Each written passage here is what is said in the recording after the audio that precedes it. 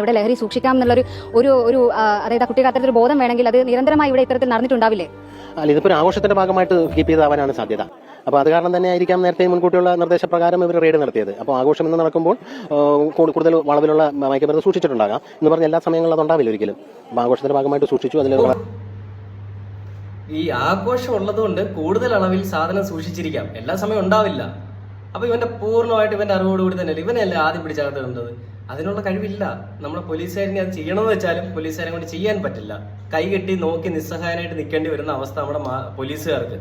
ഇത് ഷൂട്ട് ചെയ്യുമ്പോൾ ഈ മാധ്യമങ്ങൾക്ക് വരെ മനസ്സിലായിട്ടുണ്ട് സത്യം എന്താണെന്ന്. ഇതെല്ലാം മനസ്സിലായിട്ടും ഇതിനെതിരെ ഒരു ആക്ഷൻ ഈ പറയുന്ന കോളേജ് പ്രിൻസിപ്പലിനെതിരെയോ അല്ലെങ്കിൽ ആ കോളേജിലുണ്ടായിരുന്ന SFI വിദ്യാർത്ഥികൾക്കെതിരെയോ ഒരു ആക്ഷൻ എടുക്കാനായിട്ട് സാധിക്കുന്നില്ല എന്ന് പറഞ്ഞു കഴിഞ്ഞാൽ ലജ്ജിക്കുന്നു. നമ്മുടെ നിയമ സംവിധാന വ്യവസ്ഥയെ ഓർത്ത് അല്ലെങ്കിൽ നമ്മുടെ ഭരണകൂടത്തിനെ ഓർത്തിട്ട് പുച്ഛം മാത്രമേ ഉള്ളൂ.